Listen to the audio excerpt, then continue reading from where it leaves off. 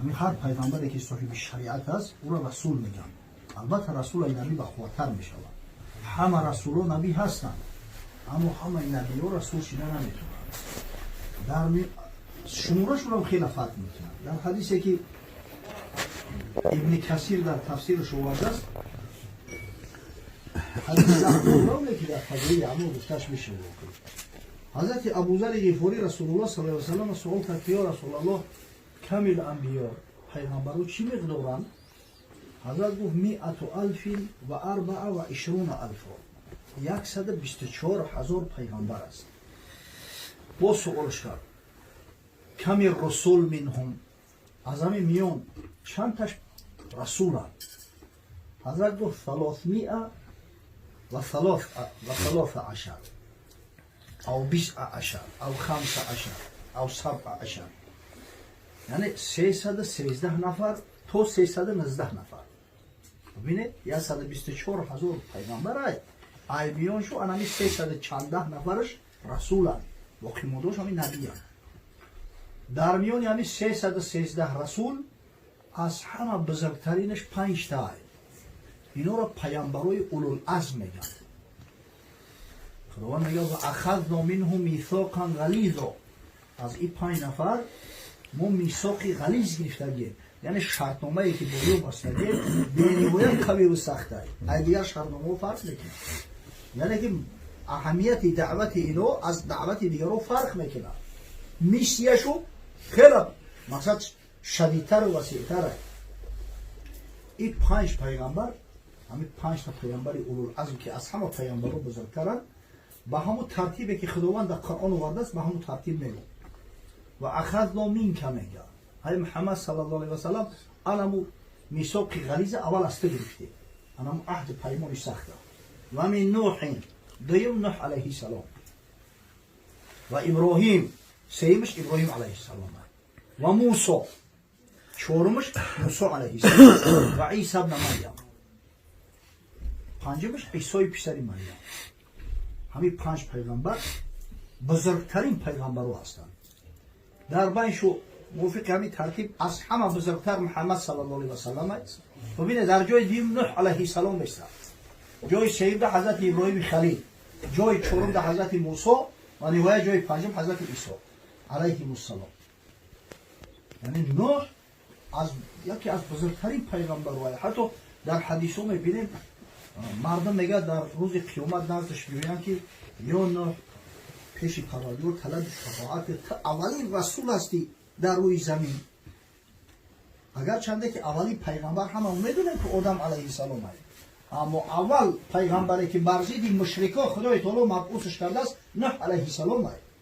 اون زمان آدم علیه السلام بود همه مؤمن بودن، اما زمان نوح ده که کافر و اکثریت تشکیل میکردن. خب نوح ابن لامک ابن متوشلخ ابن خنوخ و هو ادریس علیه السلام. حضرت نوح نام پدرش لامک است، نام باباش متوشلخ، نام بابا کلانش ادریس علیه السلام. همین ادریس اصلا نامش خنوخ است. از بس که اول شخصی هست که نوشته است، خواندن و نوشتن تانگر، مقصد که تخلصش ادریس شد، نامش خنوخ است. یعنی که ابیره حضرت ادریس علیه السلام اینا. خب در مسئله که کی زندگی کرد، کی فعالیت کرد، انا امام طبری در تاریخ معروفش آورده است، میگه 126 سال بعد وفات آدم علیه السلام تولد شده است حضرت ابن کثیر آورده است. به یک روایت میگه این چیزی که اهل کتاب قبول دارن 146 سال بعد وفات آدم علیه السلام. اما قولی صحیح درست چیزی هست که از پیغمبر از صحابی روایت کردن، این نصی صریح است.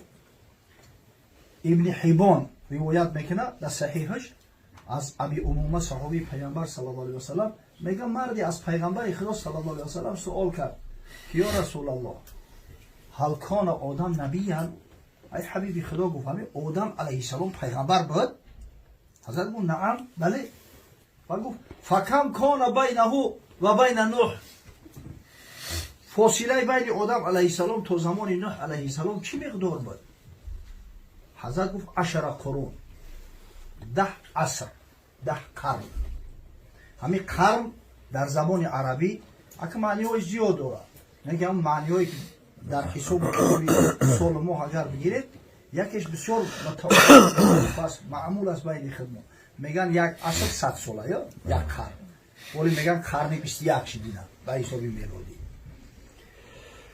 اگر به شرطی که به همه 100 سالگی بودیم هر قرنش بگیریم 100 ساله، فاصله بین آدم علیه السلام تا نوح علیه السلام از 100 سال 1000 سال میشه. لیکن همچنین قرن در زبان عربی به معنای جیل می آید، به معنای پکلینی. اگر با پکلینی بگیریم 10 پکلینی با عیز زیادتر می شود. برای در زمان نوح علیه السلام مردم عمری دراز می دیدن. رنگ ما وری 40 و 50 نبود عمری او، بین 60 تا 70 نبود. این بچه 1000 سال عمر می دیدن. اگر همین 10 پکلینی بگیریم خیلی از زیادتر می شود. به هر وجه صورت الله اعلم همین 1000 سال به دست کم نیست. خب نوح علیه السلام مدتی با قول ابن کثیر 40 سال در بین این مردم زندگی کرد. در 40 سالگیش خدای تعالی با پیامبری مبعوثش کرده است. همه روایتی که ابن کثیر قبول داره میگه در 40 سالگیش حضرت نوح با پیامبری مبعوث شد. نگه اینا تاریخی تبری دوا دیده. امام تبری یک روایت که میگه در 350 سالگیش با پیغمبری مبعوث شد. یک روایت دیگه میگه در 480 سالگیش. اگه از بس که اکثر پیغمبرها در همین 40 سالگی مبعوث شدگیان، اکثریت همین گمان میکنم که همین 40 که ابن کثیر پیشنهاد کرده است درست‌تر و خوب‌تره. مدتی 950 سال قومش دعوت کرده است. 950 سال این یگان اختلاف نداره، زیرا آیه قرآن است. ولقد ارسلنا نوحا الى قومه فلبث فيهم 1000 سنة الا 50 عاما. خداوند میگه ما نوح علیه السلام میگه رسول قومش مبعوث کردیم به پیامبر در بینش 1000 سال مگر 50 سال کم. ای 1050 را که کم کنید 150 950 سال حضرت دعوت شو کرده است. دعوتی بدین کرد، دعوتی به موحدی کرد. گفتیم که وقتی نوح علیه السلام مبعوث به پیغمبری شد علاقه اکثریت مردم کافر بودند. حتی در عائله خود نوح علیه السلام هم بودن ولی کافر بود.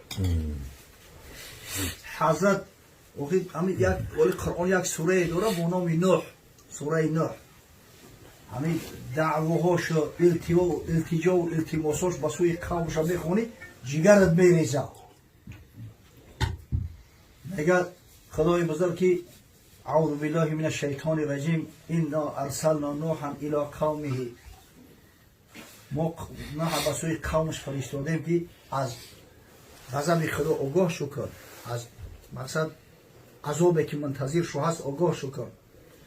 قال یا قوم اینی لکم نذیر مبین ان اعبدوا الله واتقوه واطیعون. ای قوم گفت من بیم دهنده آشکارم برای شما، خدا را عبادت کنه، مست نشوه. این مستی آخرش پستی ای، آخرش شرمندگی و رسوایی ای. اطاعت کنه، من پیغمبر خدا هستم. یغفر لکم من ذنوبکم. شما سر تا پا در گناه آلوده، اگر به شرطی که اطاعت کنه خدا را، توبه کنه، خدای بزرگ همون گناهای شما را میبخشه. و یؤخرکم الی اجل مسمى. و همون تقدیری را که براتون تعیین کرده است عذاب خودش تأخیر میگذاره تا همون وقتا، شما را مهلت میده. این اجل الله اذا جاء لا یؤخر. اما قوم گوشش نکردن، مسخرش کردن، مذاقش کردن. حتی خانواده خودش بعضیاش مذاق و مسخرش میکردن، دیوانش میگفتن. آخر به سطوح اومد حضرت، دید که هیچ اصلاح نمیشوند. بعد پیش پروردگار دعا کرد. قال ربی اینی دعوت قومی لیلا و نهارا.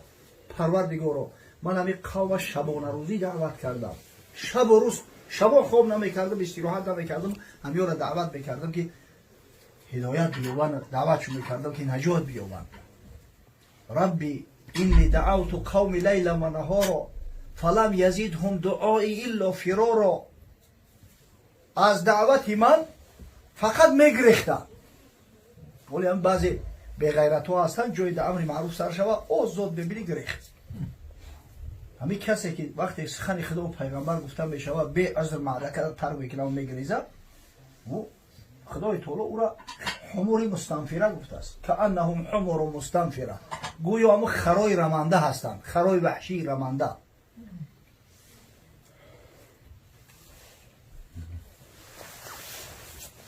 و این کلما دعوتهم لیستغفر لهم جعلوا اصابعهم فی آذانهم واستغشوا ثيابهم و اصروا واستكبروا استکبارا. هر وقت دعوتشو میکردم این خونه سوختان میگه چلیکاشون در گوشاشو میانداختن، گوشا را محکم میکردن که صدای مرا نشنون. هر وقت میدیدنم روحاشون میخوردن. هر قدر که التجا و التباسشو میکردم همون قدر غرور تکبر و مکر حیلهشو زیاد شد. همین که از نعمتهای پروردگار براشو بیان میکنه که ای خونه سوخته اوه ای مادر تولد شدی خواب نداشتی، همین نعمت الله برا داده است. الله هم بندگی کن، اما تو چند میگه در همون کفرشو بیشتر اصرار می‌ورزد. حضرت همون نعمتهای خدا رو بیانشو میکنه که همین زمین در اختیار شما نگذاشته است. نعمت زن و فرزند برای تو نداده است. خونه و در مگر از جانب الله نیسته.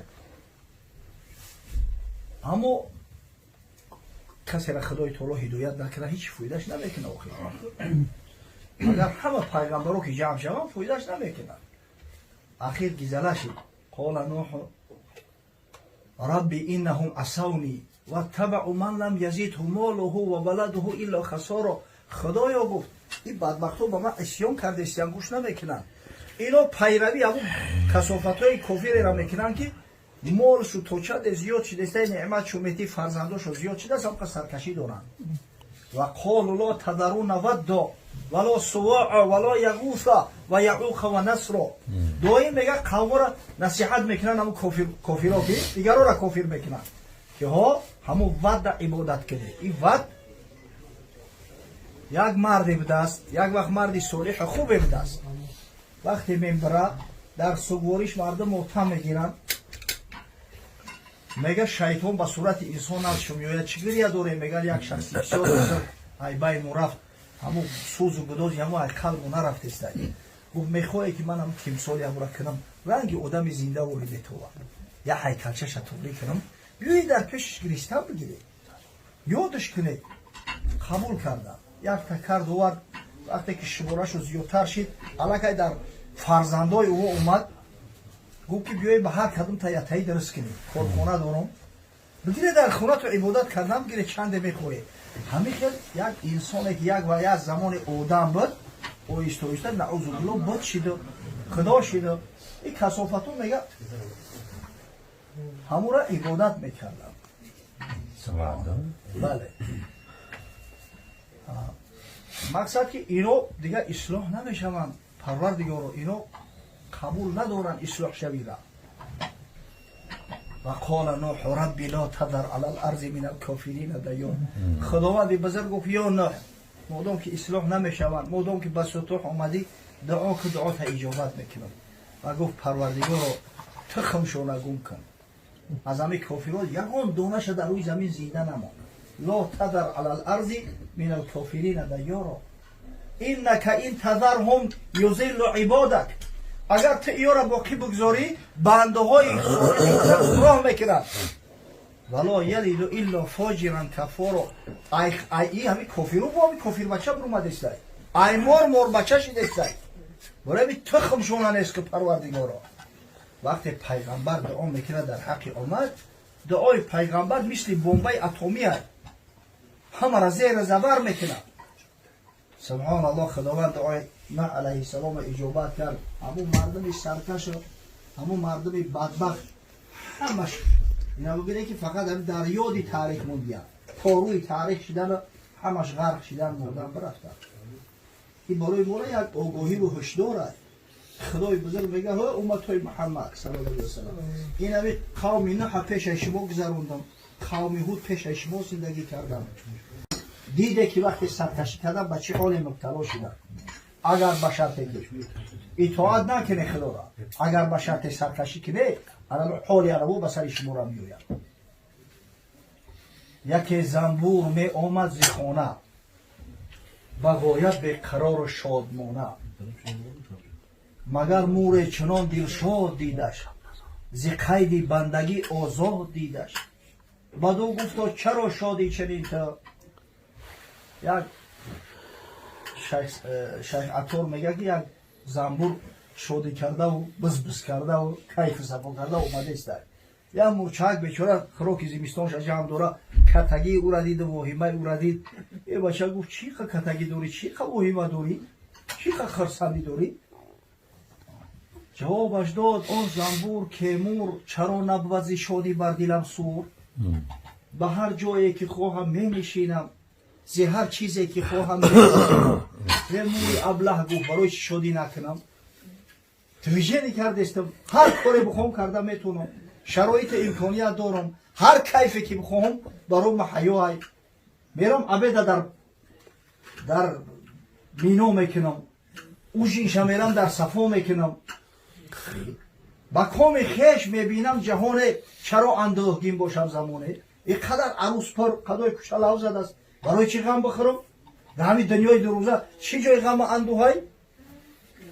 بگفتین مثال تیری پرتاب روان شد تا یکی دکان قصاب. گفت میستم قطیت پت کرده.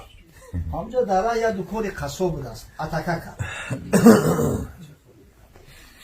مگر از گوشت آنجا نیمه بود، نیمه یک گوسپند همیتا آویزان بوده. در آن زنبور در زد نیش را زود. این نفس آخی رکتای اومد شیشتا اتکه کرد کندستای. هم زد از قضا قصاب ساتر زیزخمی آن دو نیمه گشت زنبور. قصاب گوشت مایده کردسته. این ساتر هم تبرای مخصوصی قصابا های. میگه قدرت خدای تعالی همین تبر در همین عدل میانش اومد. زنبور دو حصه جدا شد.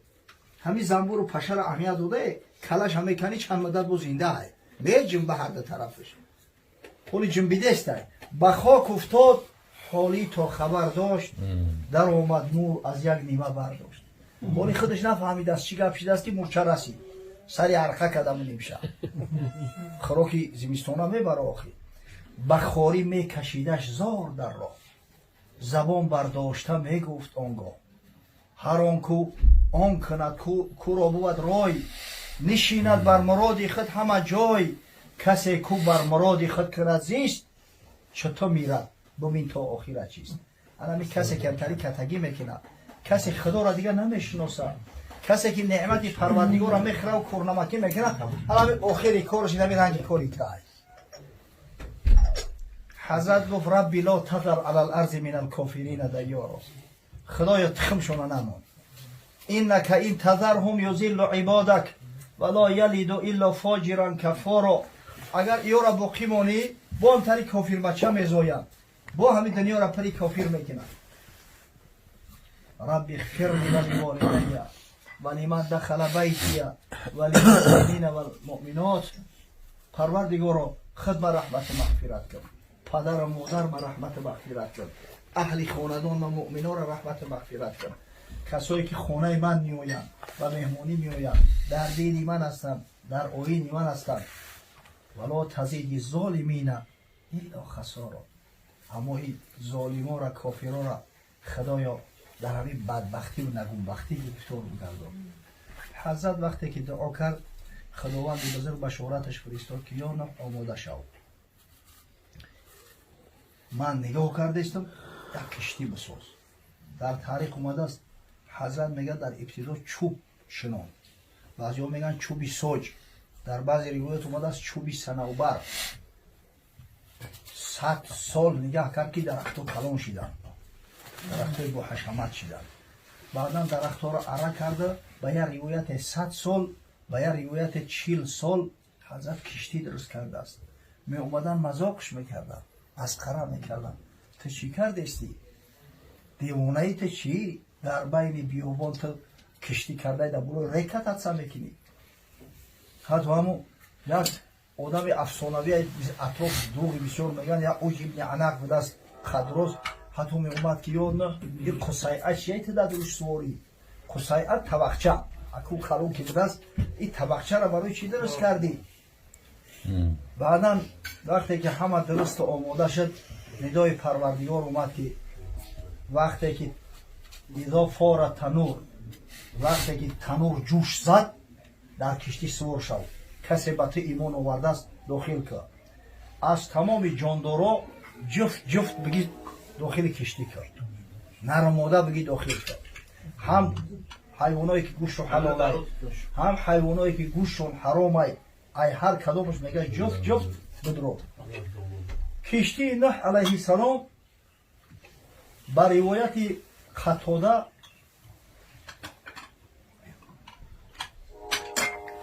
میگه 300 زیرا درازی داشته، 200 زیرا پهنی.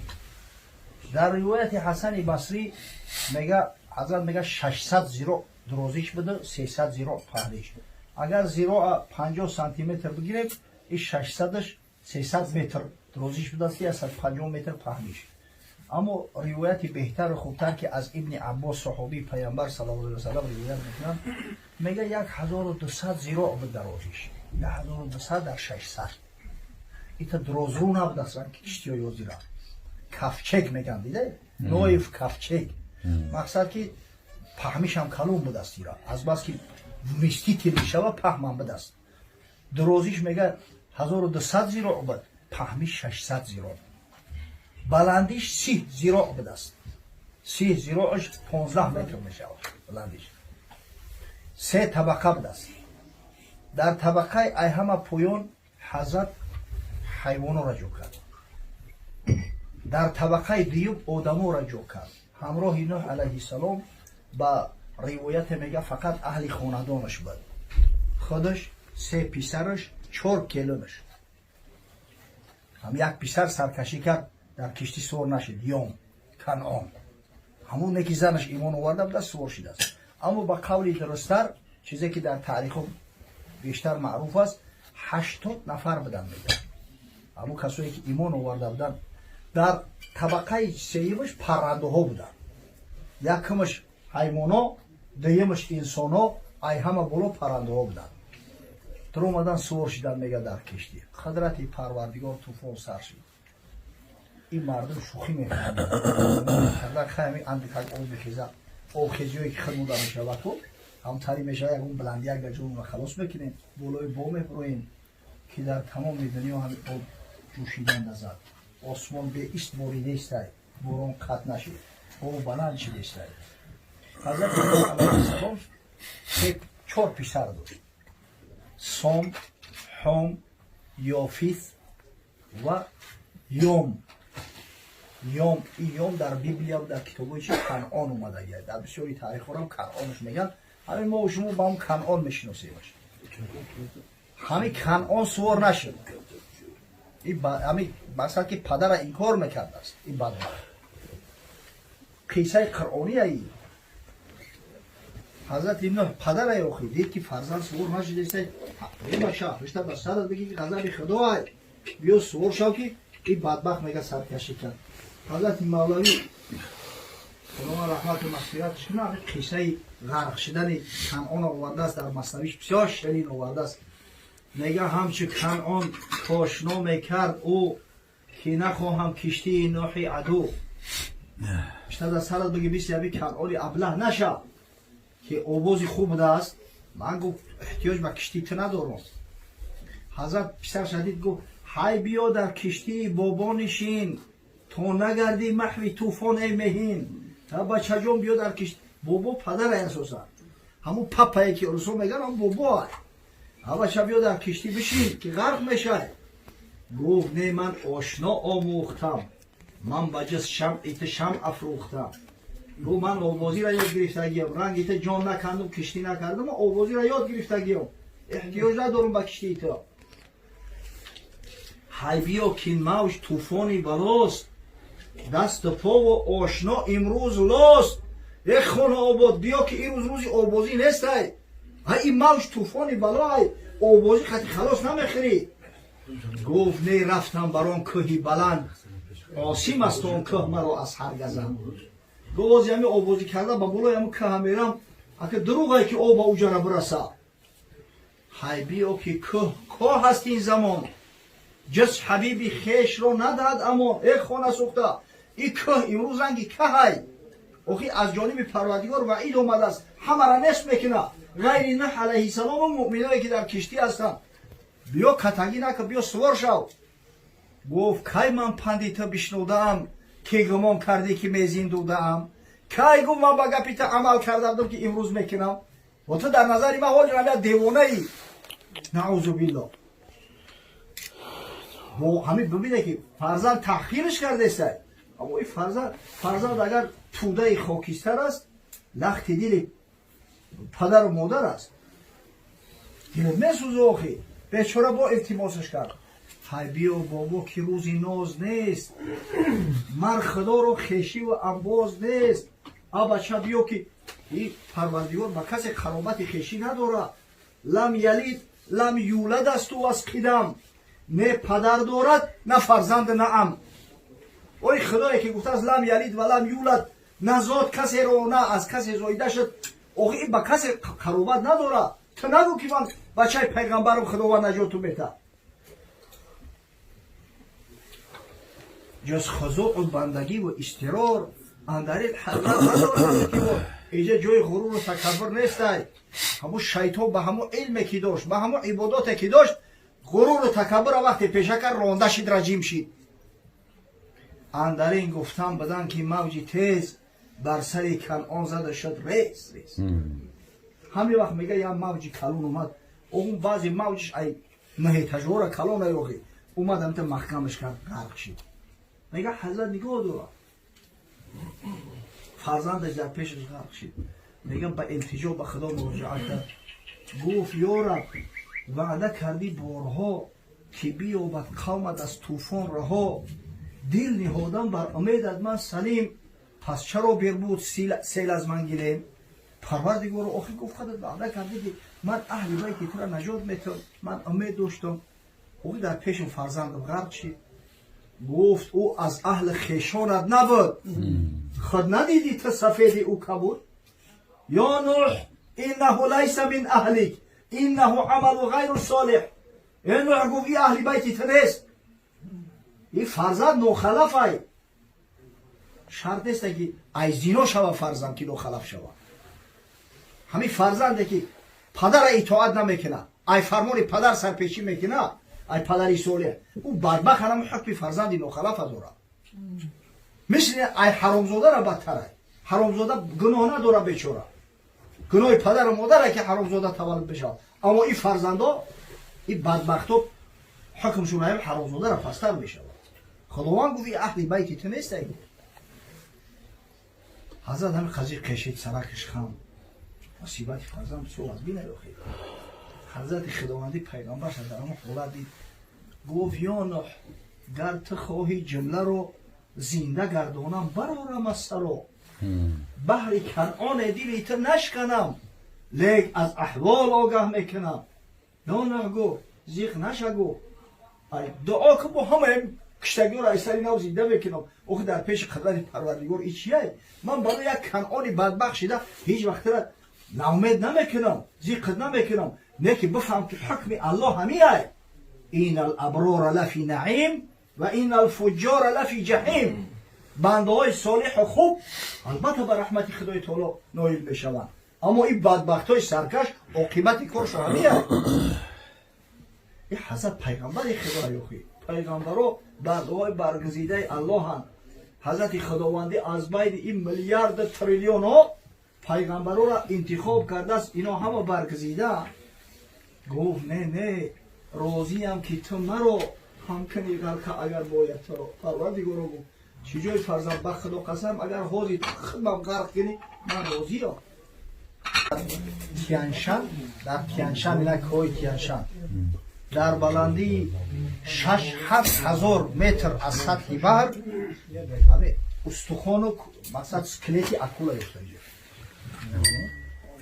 اکولا نماکول نگیره در بلای تیانشن یعنی مثلا که این طوفان اینجا طوفان جهانی هست همون دنیا را فرا گرفته بله این سمیرنی پاتوپ این فقط یک موضع نیست یک موضع میشه دیگه همه نجات بیفته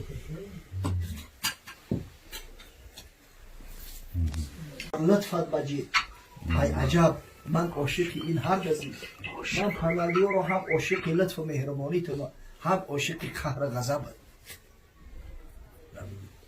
قصه کوتاه کنعان هلاک شد در آب زن حضرت نوح علیه السلام در همین آب هلاک شده است ای اهل بیتش سه پسر موند سام حام یافیس و 4 کلنش همین زن کنعان هم ایمان آورده بود در کشتی بود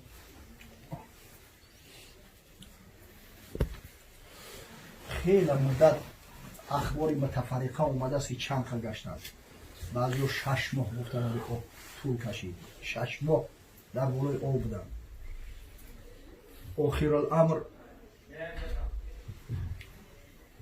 خدای بزرگ وقتی که دیگر در دنیا غیر یعنی کسایی که در همه کشتی بودن یک اون جاندار زنده نموند همه غرق شد همه هلاک شد حکم پروردگار که جاری شد امر شد و خیل یا ارض ابلعی ماءکی امر شد که ای زمین آب فرو بکش و یا سماع و اقلعی ای آسمان باریدن بس کن و غیز الماء و قضی الامر و استوت علی الجودی آب مگه کم شد آب فرمادن گرفت بارون بس کرد دیگه باریدن تای کشتی نوح علیه السلام در کوه جودی در زمین رسید در زمین شد این کوه همون کرده در زمین شد ولی همین کوه جودی را اطرافش سخن زیاد هست بعضی هم میگن این کوه هست که در موصل هست بعضی هم میگن که در این همین کردستان هست در عراق حتی بعضی عرارت هم گفته گیرن ولی در بیبلی عرارت اومده گیرن اما که عرارت که بگیم که در عراق و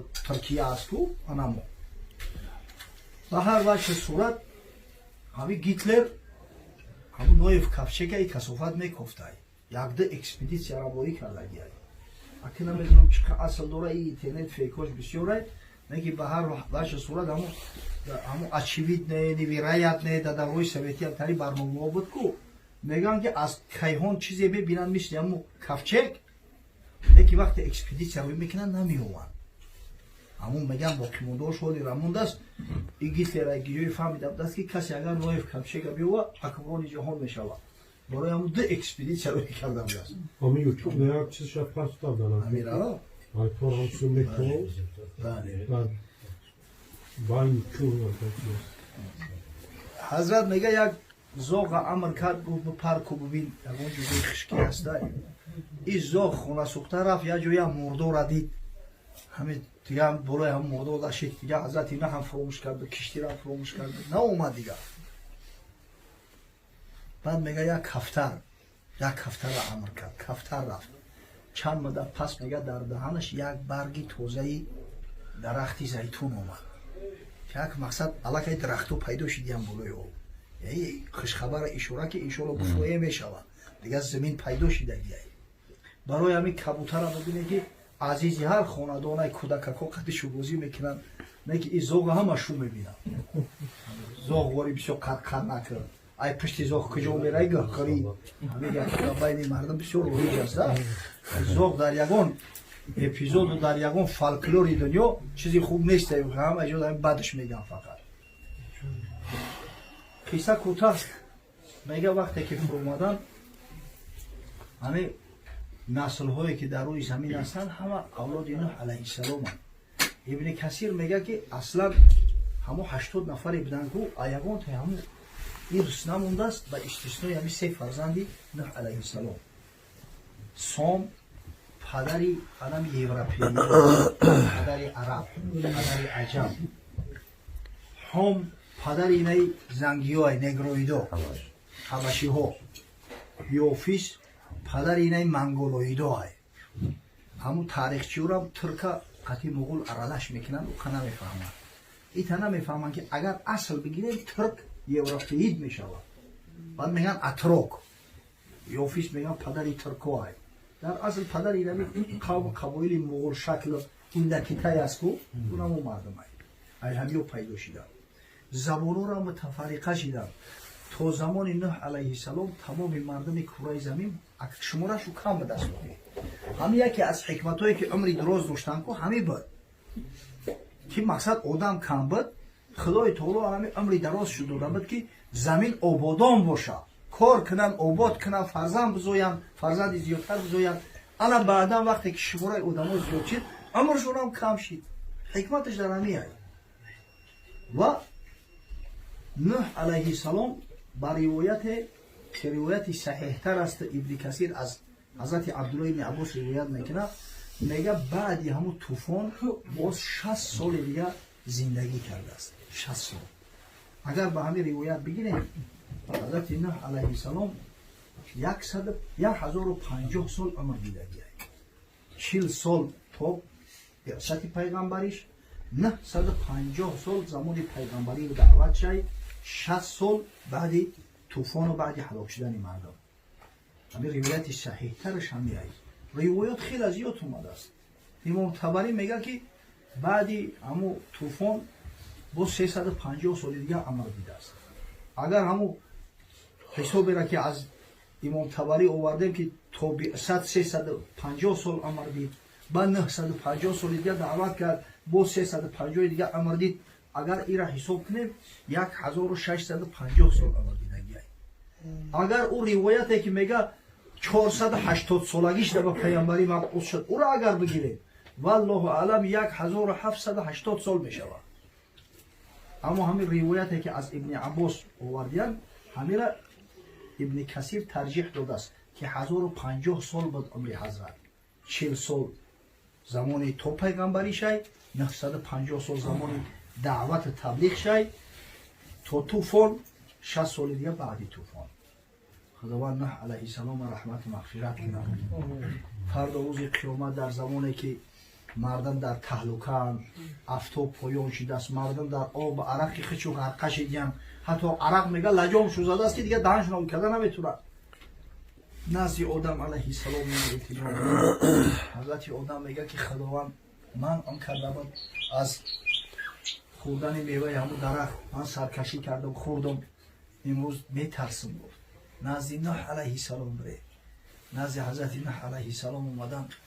حضرت نوح علیه السلام گفت که این ربی قد غضب الیوم غضبا لم یغضب قبله مثله ولن یغضب بعده مثله. خداوند بسیار غضبناک است. همین خیلی غضب دوره که هیچ وقت خیلی غضبناک نبود و هرگز هم خیلی دیگه غضبناک نمیشود. و این قد دعوت علی قومی، من دیگه خجالت میکشم بود. من خداوند گفت یا نوح دعا کن، من دعا کردم که ربی لا تذر علی الارض من الکافرین دیارا. خداوند همش نیستم، ولی برام بگم که همین غمی جون همیو را بخو در بین هم قوم خود مثلا کو من از شهر میدارم. من نزد ابراهیم بره، حضرت ابراهیم نزد موسی شو فرستاد، حضرت موسی نزد عیسی پسر مریم شو فرستاد، حضرت عیسی علیه السلام نزد محمد صلی الله علیه و سلم. حضرت وقتی که نزد حضرت اومدن که تو حبیب الله هستی، انظر الی ما نحن علیه، تو نگاه که ما چه حالی داریم پیش پروردگار، طلب اشفع لنا ربنا، پیش پروردگار طلب شفاعت. یا حضرت میگه که از جام خواهی میشم، زیر عرش پروردگار میرم، سر در سجده میگذارم، خدا را با چنان جمله های فصیحی مدح ستایش میکنم که هیچ کس در دنیا هرگز هم ستایشش نکرده است. سر در سجده حضرت خداوندی میگه که ارفع رأسک، ای حبیبی من سر بردار، سل تعطى و اشفع تشفع. سر بردار، چیزی طلب میکنی طلب که میتونم، کسی را میخوایی طلب شفاعت چه من راضیم، من قبول میکنم. امروز روزی سربلندی تای، روزی سعادت تای، روزی خوشبختی تای، روزی افتخار مسلمان ها های که مسلمان ها از پیغمبرشون، پیغمبر صلی الله علیه و سلم از امتاش افتخار میکنه. الله اکبر. و حضرت سر برداشت گفت امتی یا ربی، امتی یا ربی، پروردگار و شفاعت امت به طلب دارم. عجب یک نعمتی را خدا برای مدادستی را ببینه. در خبر است میگه که فرد روز قیامت خداوند متعال نوح علیه السلام همراه قوم دعوت میکنه، میگه به حضرت نوح مراجعت میکنه که یا نوح هل بلغت، تبلیغ کردی، رسالت رسولی شد؟ میگه نعم یا ربی، بله پروردگار. رسول شد بعد با قوم مراجعه میکنه خداوند متعال که اویا همین تبلیغ تو کرد هل بلغکم میگن نه ما یکم پیغمبر رو ندیدیم ما این چیزو خبر نداریم و حضرت اینا علیه السلام میگه در دعوت شاهد داری حضرت میگه دارم کی شاهد داری میگه محمد صلی الله علیه و سلم امتی محمد صلی الله علیه و سلم و حضرت رسول الله صلی الله علیه و سلم شاهد میکنه همینجا حضرت حدیث گفت بعد اولای قرآن تلاوت کرد که مقصد که خدای تعالی میگه که فکیف جئنا